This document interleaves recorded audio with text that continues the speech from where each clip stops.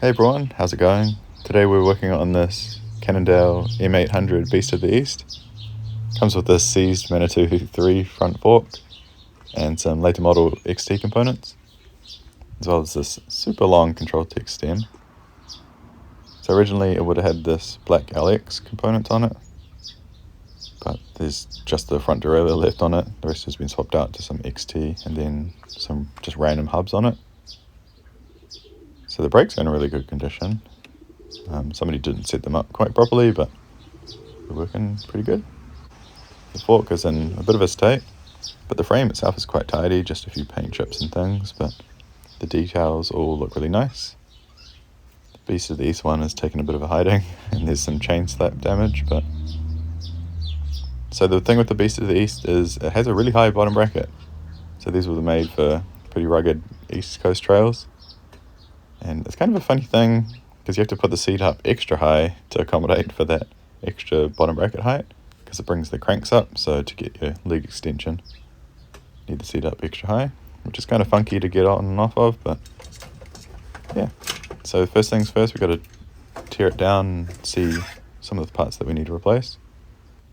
So the fork came out okay. It's missing a few bolts and stuff, so we'll get it torn down and see if there's any internal damage, or we can just replace the elastomers or something. So these are the elastomer rods. These ones are alloy, and they're completely pitted and snapped, and so these will need replacing. Very damaged. I'm guessing some water was stuck in there, which is a bad sign. We know that the fork is sort of stuck in place, but don't know how bad. Someone stuffed some springs in there at some point. I'm guessing they put the springs in before they were completely seized solid though. But some water got in at some point, so these are pretty toast. We could probably free these up, but it's probably easier just to find another fork to replace that. So we'll go tear down the rest of the bike and maybe find a different fork to put on it. So just putting the crank tool in now, then hopefully these come off okay. I quite like these cranks, but not for this build, so we're going to put on some different cranks and other parts on the bike. So the cranks came off easily, they were loose, so it's good for us, I guess. Bad for the cranks. Someone's done some maintenance on it recently though. It looks like a fairly new chain, and the brake pads and everything were quite new as well. I do quite like this XT group set, but yeah. And somebody's put some new jockey wheels on it at some point too. It's popping off the non-drive side crank arm as well. That was loose too.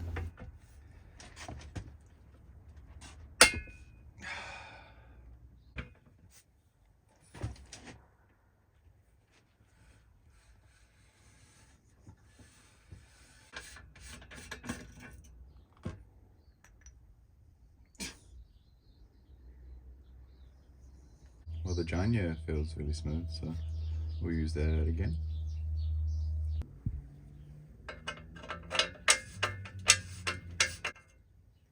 No grease. Maybe the smallest amount of grease on there. What the hell? What the fuck? So we got the bottom bracket out, even though someone didn't use grease or anti-seize. I'm guessing the person that put that Janya bottom bracket in also didn't clean out the bottom bracket shell, or somehow some water got in, as well as the fork, because there was some oxidization in the bottom bracket shell. But anyway, moving on, it's time to clean the frame up. So the non-drive side did have a few extra scratches and stuff, but overall the paint looks quite nice. It's still very vibrant. It's almost orange, and some of these clips the camera didn't know what to do. But it's quite tidy. I can't remember if I cleaned it when I first picked it up, but I picked this up one of the first couple of days in the new year actually, so I've had this for a little while. Only a couple little spots of oxidization, which is extremely common for these Cannondales. I did end up finding another Manitou fork. That's my crown and steer tube on it. This is just a Manitou Sport, but it moves. Then a little while later, a friend, Duncan, shout out Duncan, he had this pepperoni fork spare. It did have a short steer tube on it, but because it was a steel steer tube, I could get that extended. And Rad Bikes down in Wellington did this extension, so he cut the thread. No, yeah, I can't remember if this was a threaded one. I think it was a threaded one. So he cut the threads off, put a little plug, and then extended the steer tube up. So we got a fork for it. We got a rigid fork, and it happened to be a red one as well, which is pretty cool. So moving on to tidying the frame up, we're just going to polish it up a little bit. So you can see it's pretty good condition, but the clear coat has like a few little tiny scratches and stuff, so it looks a little bit dull when you shine like the light on it, but otherwise it looks quite good. We're just using a mild polishing compound. You can use a lot of car products, or T-Cut or something like that. It works really well. Just want to be careful though, you don't want to blow through it, because bike paint, especially Cannondale's, is quite thin, especially over the decals as well. You just want to be quite careful, so just go slow with it and you'll be fine. So you can see there, the clear coat came out really nicely. Nice sharp reflections now. There's still some little faint scratches and stuff, but overall the gloss pops a whole lot better now, which is really cool. Then again on the top tube as well, a couple little paint chips and stuff, but it looks quite nice. So moving back to the fork, so you notice we don't have a star nut in here, and they're kind of a tricky thing to locate in New Zealand, so it's easier for me to find a compression plug.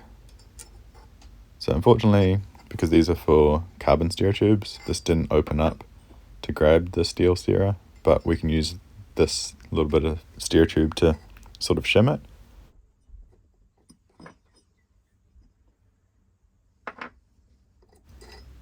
So Rad Bikes in Wellington also made this custom stem for us. So 1 1/4 stems are kind of a awkward thing to find, and if you can find them, they're probably super long, but we decided to get this one made up.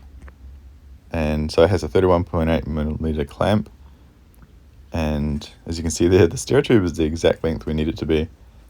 But with compression and stuff, we need like a little bit gap at the top, so just marked off a little bit of I think it was only a couple of millimeters.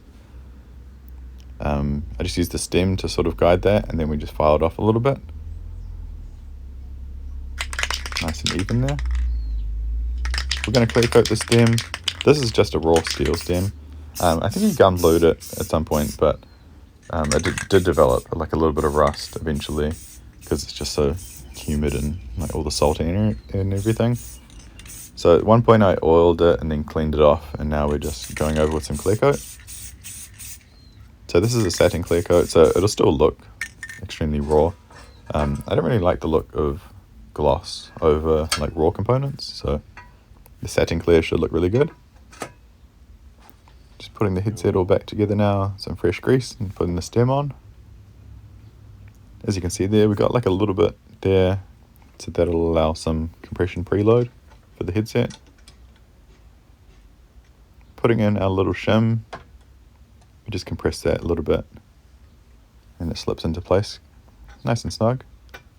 Let me tap it down. This is the cassette tool, and it was just the best thing that sort of happened to be the right sort of depth and everything. So you can see the shim down in there, and it's about the right height that we need it to be for that compression plug. That tightened up all snug. So this plug, you use a 5mm to put the plug in the right place, and then you use a 6mm to compress the headset, and that worked really well. Just need to tighten up the stem now, and then we can throw the handlebar in. I didn't know which handlebar to use at first, but this is the Ritchie Coyote bar, and I really like this handlebar. I didn't know if it would suit this bike, but I figured we might as well try it and see how it goes. It's 800mm wide with a 27.5 degree back sweep, And because of that little kick forward in it, it sort of negates all of the back sweep. Like, normally back sweep would sort of decrease your reach, but because of that kick forward, it sort of negates that, which is quite cool. We've got an M900 group set, or most of it anyway. It's quite beaten up, but this derailleur was straight, just needed a few replacement bolts and things. The cranks we've got, a lot of the energizing had worn off, so we can polish those up pretty easily. It's got like mismatched chain rings and stuff, and a couple of them were worn, but I gave a little test spot on the non-dry side crank arm, and it looks like it'll polish up nicely. Crank bolts are all there, a little crusty, but not bad. Same with the brakes and levers and everything. These levers I got for $20, and they're in really good condition considering the money I spent on them. Same with the brakes as well, just need a little bit of evaporust and they should clean up quite nicely. Quite like the look of those XTR canties. I'm sure in practice they work about the same as any other Shimano cantilever brake, but just to go along with the cranks and stuff that I had, so got those as well. Pulling all the chain rings off now. You can see this middle one is a mismatched one. I'm guessing somebody wore down the middle one and put the steel one on instead. We might have something a bit more suitable, but we'll see. Did weigh a ton. That middle chain ring weighed probably about, what, 3 alloy ones would weigh. So these are all the parts that we need to evaporust. So you can see it's all just light rust and stuff. There's a couple of bolts. I think it was the brake bolts, maybe. The brake cable pinch bolts. They were a little bit more corroded, but not too bad. We need to soak those in some degreaser first before we put them in evaporust. And while those are soaking, I went ahead and cleaned up the cranks. So we're going to be using a lot of WD-40, and you don't really want the aluminium and everything soaking into you, so I'm going to throw some gloves on. Got my little fingies exposed, but some WD-40. Just using this as some lubricant. This is synthetic wool. I'm starting off with the fine one, which is about a 000 wool. But yeah, this doesn't get stuck in your fingers and that sort of stuff, so it's pretty good. So you can see all the anodization is sort of worn off. Around the pedal here, that's some of the factory anodization. Because these cranks are so worn, I didn't need to remove that. I just sort of polished through it. But if the anodization was in really good condition, you can use some oven cleaner to strip that off. I think Gary of Gary's Projects has done some videos on that. So go over there if you want to find some info about that. But these were so damaged that, yeah, that's all it took to take off the anodization. And we sort of leveled out some of the oxidization as well. So this is it after they came out of the degreaser. You just want to put them in degreaser before you put them in evaporust to make sure there's no oil and that sort of stuff on them. So now they're in evaporust, we'll leave those overnight, and we're getting back to the rest of the crank arm polishing. Moving on to the drive side now, just making sure that this is a nice even finish. Because that oxidization, it really runs deep in these alloy crank arms. So you're not going to get out all of the little marks and stuff, but it's going to look a dang sight better than what it started off with. It's got a few deep scratches and stuff as well, but up sort of by the spider there is where the scratches are. But you can see it's already looking a whole lot nicer. I use a bench polisher here, and this is just with like a buffing wheel or whatever. But you can just use some Autosol on a rag and it will come up really nicely. So I don't think you need like the whole bench polishing setup. If you have a Dremel as well, you can polish up smaller components really well.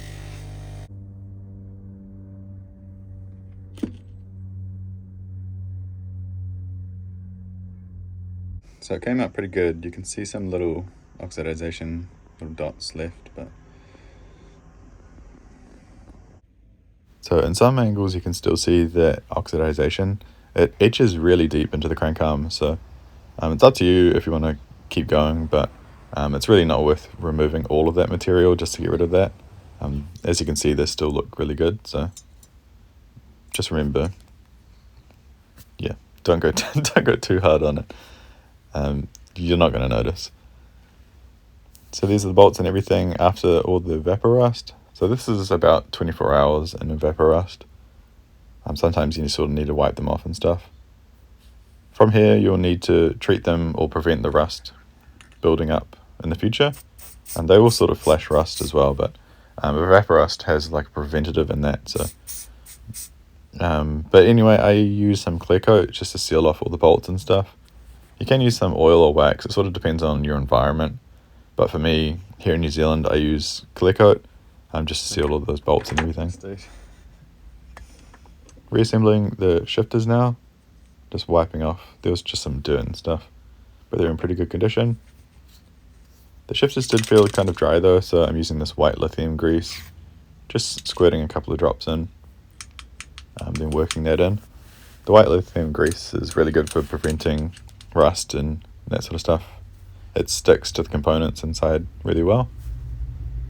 I don't know about the super long-term effect on white lithium grease on plastic. I've used it for a number of years and haven't seen any degradation issues or anything. These shifters do have a couple of different placements that you can put them in, which is kind of cool, but I just line them up with their normal spots, and that's the shifters all done. Quite tidy. Really happy with these. We're going to throw these on now, and then we can move along with the rest of the front end of the bike. Nice snappy clicks on them.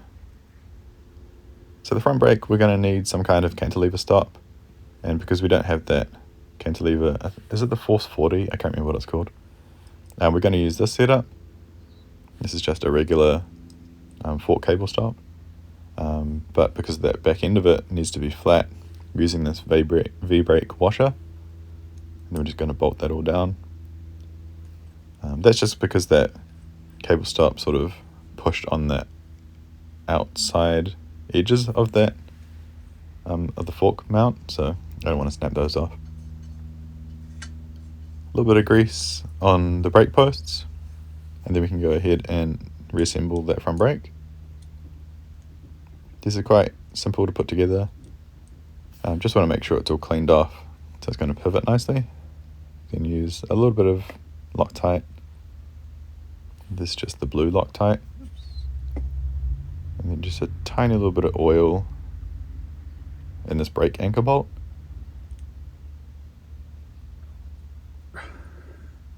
And that's them all good to go.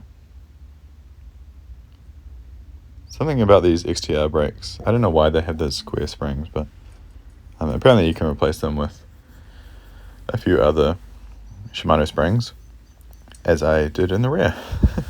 And they work just fine. I'm just putting on the brakes now, just making sure that they're not going to drag or anything. Moving on to the rear derailleur. So as you can see, that lower pulley bolt, the B-limit screw is pretty messed up, and also the upper pulley wheel is quite worn. So first of all, we're going to just disassemble it, and then we'll replace some parts after we give it a little tidy up. So because of that back nut, I didn't know if this was all stripped out or if they just didn't have the right bolt to. So it did undo, so it didn't feel like it was just stripped, but we won't know until we get that off. And as you can see, you might not be able to see that, but it was stripped out. So there's a couple options that you can do, but I don't think JB Weld would have worked here just because of how thin it was. So I decided to use basically like the same thing that they had, but a bit tidier. I just had this little nut and bolt situation, but I had to drill it out a little bit to make it sort of recess in there. That sits a whole lot more flush and looks a whole lot better. we're going to use this lower pulley wheel that was already on it. That's quite tidy. And this is just the upper one from the XT derailleur that came off the bike. So these are direct swap over. So that's a replacement bolt that we had, and that looks a whole lot better. All works as it should. Got a couple of other little bolts replaced as well. Something that you might not see is it looks like it has an extra washer in the pivot. So we're taking off the circlip and then we're going to pull that. Oh my gosh. Like what? Why is there 3? So that big one, it shouldn't have been in there. I don't know what the situation was. I'm thinking that there was some extra play in here and they sort of built it up to reduce that play. But we're going to return it to about how it should be stock and see what it feels like. The circlip was a little bit worn out, so I decided to replace that. Some of the parts wouldn't swap over from the XT because the XT, like the spring and stuff, was a bit bigger. So bigger diameter, which is strange. So I couldn't use that little spring dust shield, but I found one off a road derailleur that fits inside the body of the XTR. But as you'll see here, it doesn't quite fit over the spring of the XTR. I don't know why. So that's the middle one is the XTR. The right was the XT, and the left is one from, I think it was an RX100 road derailleur. Anyway, about 20 or 30 tries later, we ended up getting it all back together about how it should be.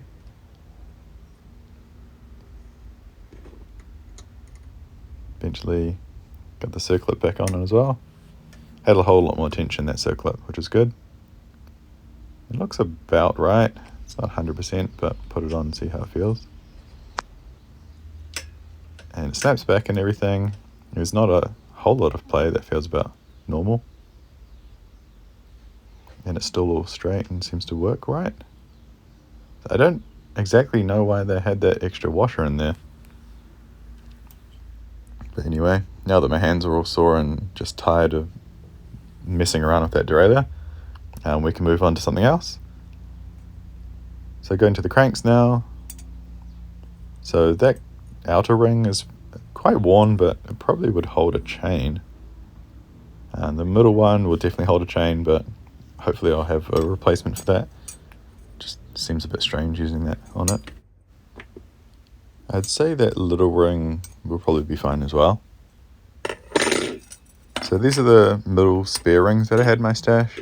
So the ones on the left were steel and these two on the right are alloy. So the round ring that I had was quite beaten up, but this biopaste one looks in really good condition.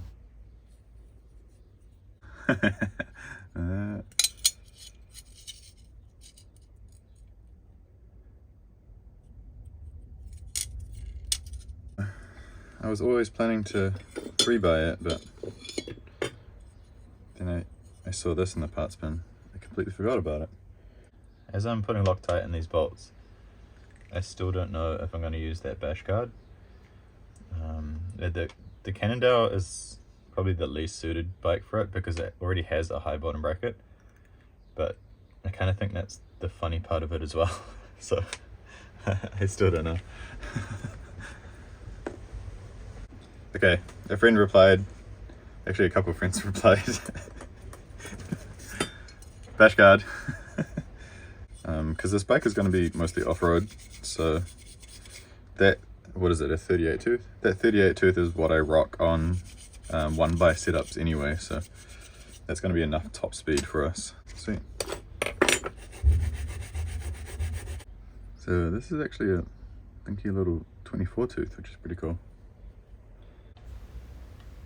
So now we've decided to run the bash guard, so we are just going to run a 2x setup with the 24 tooth and the 38 tooth up front. That's going to be plenty of carrying. So we're going to assemble the cranks now.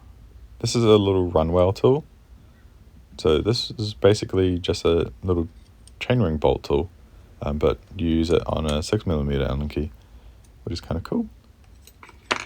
used this a few times, and it doesn't fit every chainring bolt or chainring nut, but it seems to work on this one, which is pretty cool.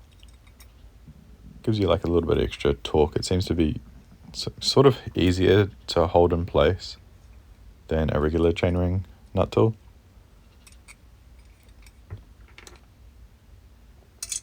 So one thing that kind of didn't look right to me is the spacing between the chain rings. These are the spaces that came on the cranks, but yeah, so I just decided to try and slip a 8-speed chain between the chain rings, and it didn't fit through, so that's a good sign. And that's the cranks all done. There's something about running XTR triple cranks, but with a bash guard, that it really tickles me. I really like it. So yeah, it's kind of so wrong, but so right at the same time. We're just going to use the bottom bracket that came on the bike, because I sort of eyeballed it up and it looked like the chain line and everything would work out well with these cranks. So putting the bottom bracket in, we are just using that Giant bottom bracket, but we are using some anti-seize, so that bottom bracket's not going to get stuck in there in the future. It did feel really smooth. I'm sure it's not going to last as long as a nicer quality one, but it'll work just nicely for us. I think it was about 114 millimeters. It wasn't a 110 from memory. It's a little bit more than that. Putting the cranks on, and then we're going to put the crank bolts back in and tighten it down. Trying not to put my grubby fingerprints on the polished crank arms, but might just have to in order to hold it in place. The wheels that we're going to be using on this bike are my Vuelta Airlines. Really like these wheels, and for some reason they suit Cannondales really well. The hubs are just made by Joytech, but the rims are quite nice. They are like a little bit wider for the era as well, and they are like an 8, 9, 10 speed or whatever. Free hub. We're going to service them up, so undoing the lock nut, and then we're going to take out the axle and everything. I think I've used this on the Cannondale M2000 when I did that commuter build. That was a really great bike. I don't have that anymore, but I've got another M2000, which is like a bit tidier. And that one has a AMP fork. Actually has an AMP fork and stem and handlebar and grips and bar ends, but yeah, that might be coming up in a future video. Inspecting the bearings of the wheel, and they're in really good condition. No pitting or anything, no strange damage or wear by the looks of it. So now that we've cleaned up the hub, I'm going to put some fresh grease in and get the ball bearings back in place. Then just reassemble the hub, make sure the washers are on the right spot so that they hold that little dust cap in place. Adjusting a little bit of preload. You don't want them to be too tight, but you don't want like a whole lot of slop as well. That'll just eat the bearings as well. So now that the wheel's nice and smooth, we can put the cassette on. This is an 11 to 30 tooth, which combined with that 24 and 38 tooth up front, that's going to give us plenty of gearing. This bike will be mostly used off-road, but to have that 38 tooth is going to give us a nice bit of cruising speed on gravel and that sort of stuff. Tyres we're using are Terra 1's Rider T1 tyre. They're a 2.25 made by V Tyre, but really nice tread pattern. They should roll quite fast, but as well as being capable off-road, which some tyres don't do, which is kind of disappointing, but these work really well. They are folding beads, so they're a little bit tight to get on, but as you can see, no tyre levers needed. Just snap them all into place.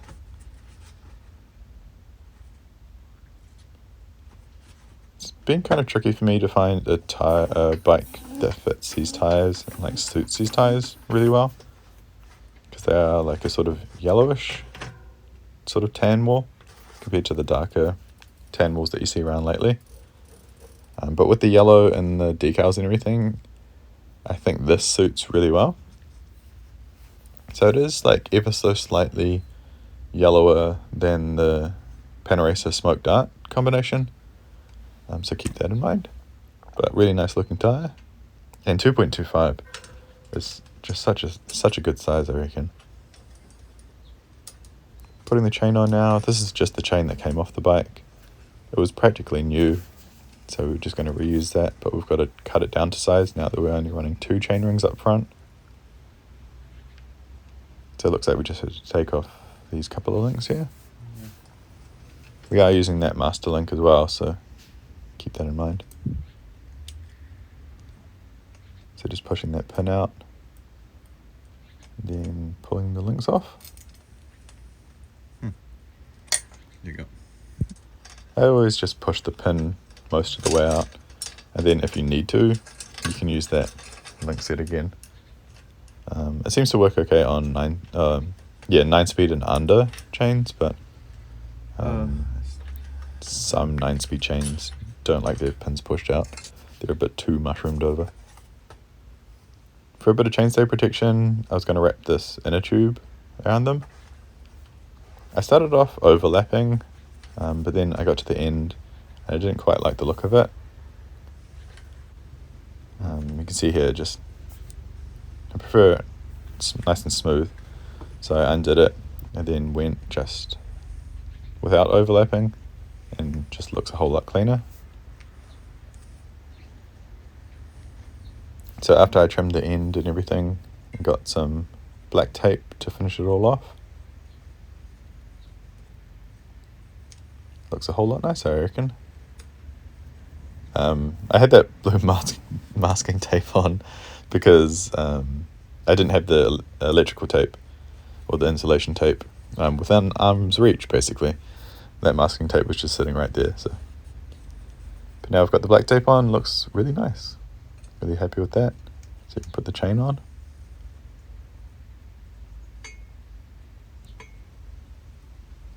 I really like that bash guard. That bash guard looks so cool on these cranks. Now I can see why that chainstay was so beaten up, because the chain sits so low. I was going to rock this Hite-Rite on it. I thought we'd mock it up and see. So the factory seat clamp wouldn't take the Hite-Rite because it's got the curves and everything. But luckily I did have another one with a long enough bolt that we can put the Hite-Rite on there and sort of test it out. But because that seat clamp was so wide, it sort of offsets the spring too far out to the side. You can see here the Hite-Rite really wants to be like just barely off center, which is good for the older style seat clamps and stuff. They're a bit thinner. But putting it on now, we pretty much just set the seat about the height that you want it, and then you want to get the seat tension right, and then you can tighten everything up. But as you can see, I really struggled to get the right tension. Sometimes just some seat clamps don't really like the Hite-Rite. That's how the Hite-Rite works, basically. So we decided not to use it. The seat that we're using on the bike is this later model Cannondale one. And for pedals, we've got these Odyssey JC pedals, which I really like. Setting up the cables now. Just got this rear cable to do. Then we'll check out the gears. I want to make sure that the derailleur can move both forward and backwards. You don't want to have the cable too short and it sort of messes it up if it shifts around. I really wanted a Hite-Rite or a dropper post on this bike because we're going to be using it off-road a lot, and because the seat's so high, it just gets in the way a lot. So we will get a dropper post. I think I'll just get one of those ones that has the lever underneath it, because it's a 27.2, so we can easily get that. We adjusted the gears and everything, and they all worked really well. The front derailleur was a little bit strange to set up. Running 2x, it's kind of a little tricky thing. You can see it looks funny with the biopace. The biopace chainring behind the bash guard looks funny. The bash guard's only supposed to take a 36 tooth chainring, and that's a 38 tooth biopace. So with our pedals level, the chain is still protected, which is good. Setting up the rear brake, we just want to eyeball the pads into about the position that we want them to be. The rear cable we're using is a linear cable, so it has these linear strands running the length of it. These are basically BMX brake cables, but sort of compressionless. So just getting the cable in there, setting it up there.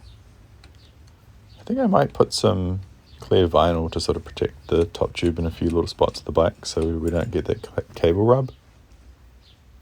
We were missing a cable stop here because the previous owner was running V-brakes, so it should have had some kind of cable stop in this little mount here. But we found something to suit. This little section, we're using a regular coil wound cable to go around the seat tube. Here I sort of just mock it up. This had a little bit too much friction in it, so I cut down the section of outer by a little bit. And that's it there, and that feels a bit smoother. You don't want it to be too short, but having it too long, it just adds friction, and nobody needs that. From here, we set the straddle cable height. You want this to be about 90 degrees for most of these Shimano cantilever brakes. Once the pads hit, you want that straddle cable about 90 degrees. The grips we're using are these WTB original trail grips. I got these from Blue Log. I've tried these a couple of times and I quite like them. They're a little bit skinny and hard, but I really like them for some reason. ESI grips and Uri are still like a bit softer, and I prefer those, but these give like a nice change up for me. So just using some isopropyl alcohol inside the grip, and then we're sort of dripping that onto the handlebar, and they just slide on. Yeah, they're quite a firm grip, so keep that in mind. Off to ride now. This is Ambury Farm in Mangere Bridge of Auckland. I really like this riding spot. It's got a bit of gravel and stuff and some really mellow trails, so it's really good to test out a bike on, because you can cover like a decent amount of Ks and then sort of test it between some windy trails and stuff. It's a whole lot of fun out here. If you're in Auckland, definitely go check it out. This is the bike all completed, and I'll tell you a bit more of my thoughts and stuff throughout the ride, and then probably at the end as well. Thanks for checking the video out, and I'll see you in a bit.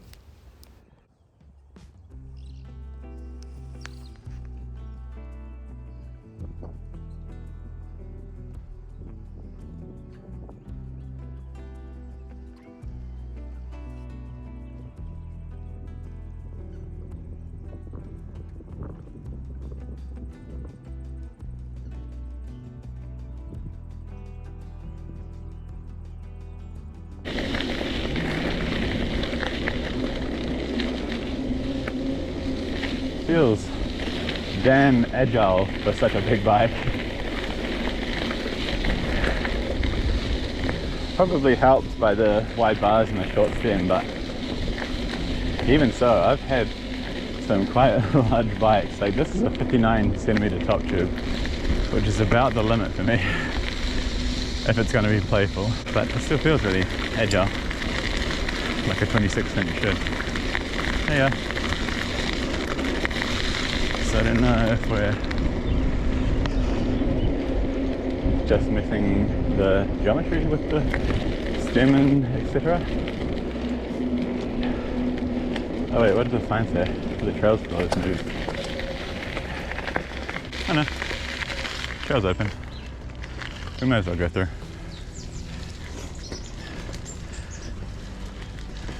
So they might have cleared like the debris that I saw last time, but I didn't see a notice for a working bee, so I couldn't. I'm hoping that was a twig and not a spoke snapping.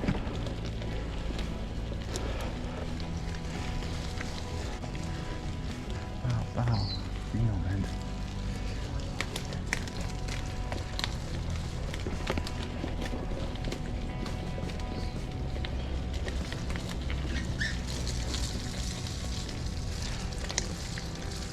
A little bit of mud.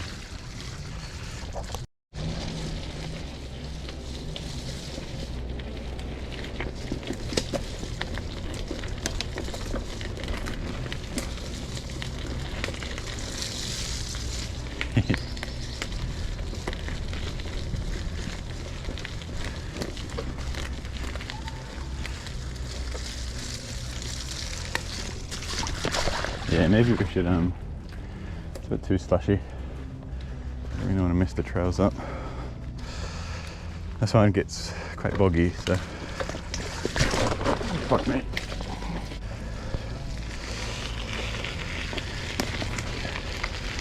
Yeah.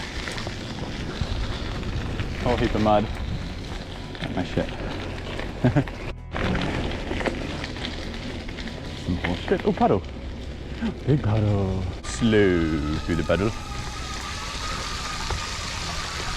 So what do I think of the geometry?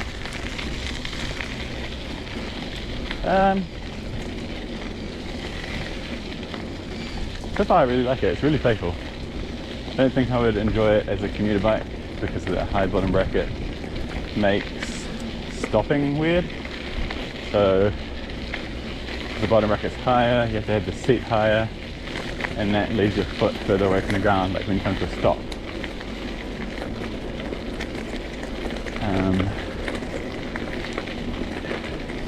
Would be a really good off-road bike. I've got the 31.8 stem, so I could try it with a bunch of different handlebars. I think I'm going to try the Simworks get around bar. That's a little bit skinnier than this, so I don't have to chop this one down, and it comes back like ever so slightly more than this one. Because this goes forward and then comes back, it practically negates any back sweep, which is the thing that's good about these bars, but in this particular application it's not really suitable. So that Simworks get around bar should bring the bars like tiny little bit closer to me, which I think will be nice, and also a little bit skinnier, because about there feels right for me. About 750, 700, 750 feels good for me.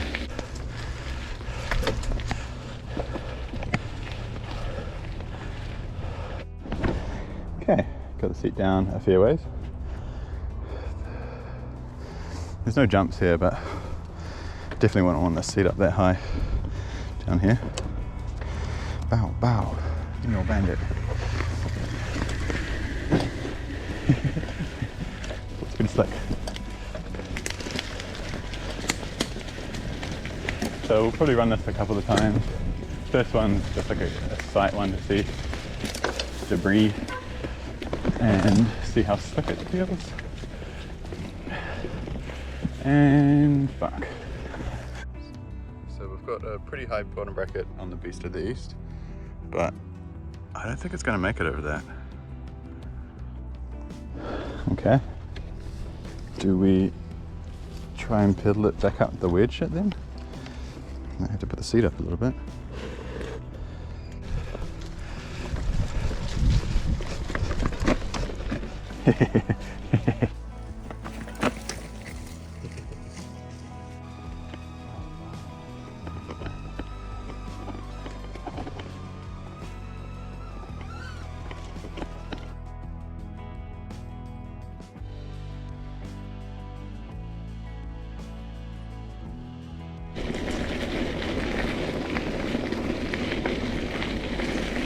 I really like wide bars, but on our trails and stuff, with the trees being so narrow,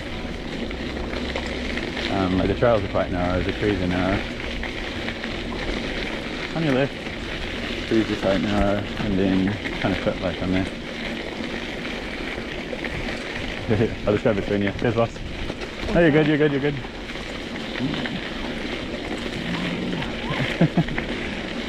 So,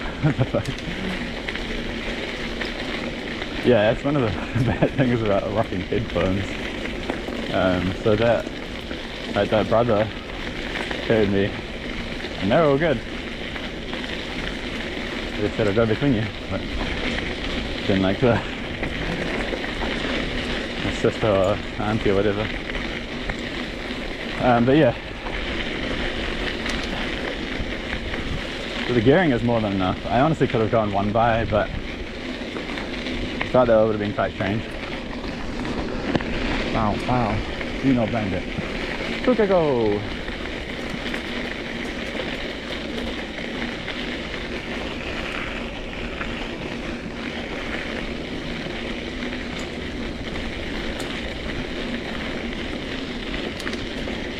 And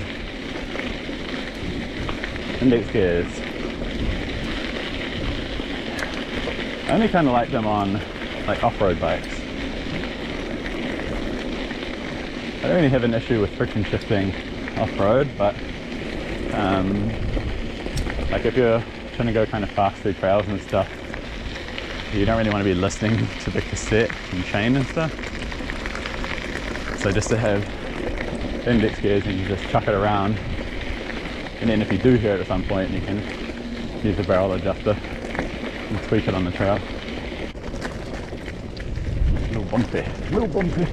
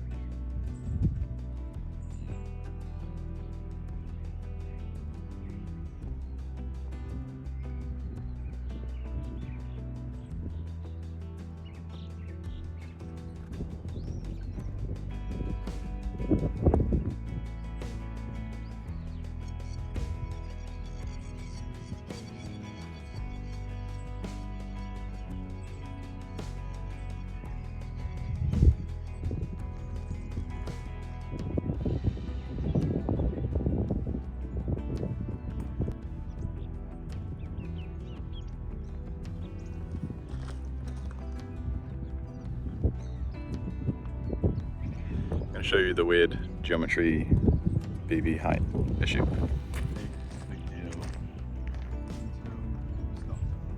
So high bottom bracket, like throw a leg over, right?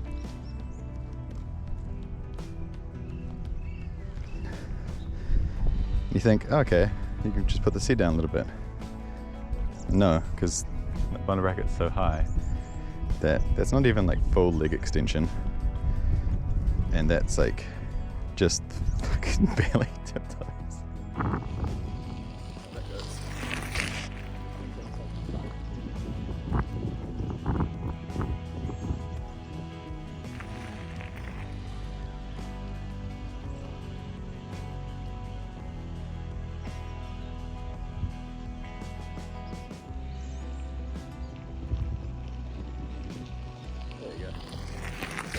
I should turn a GoPro around so you can actually see something rather than just looking at the sky when I'm talking this shit. That's a pretty good one. Yeah, that's a good one. It's really starting to rain over there. Oh fuck me.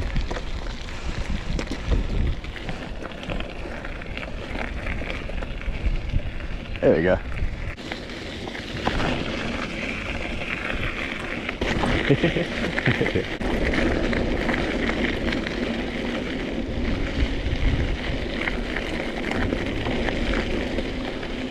Yeah, swallows flying around.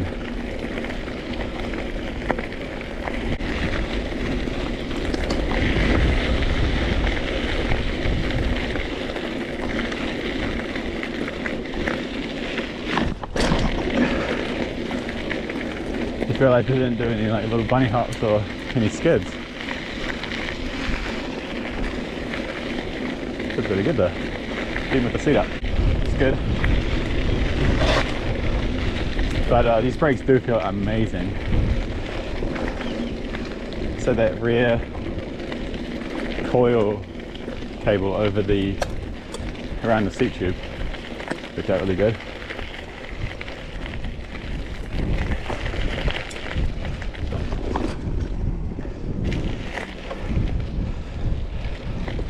Some mulch, some silage. That's about all for today's video. Thanks for checking it out. What you just watched was the shakedown ride, and we didn't have any issues with the bike.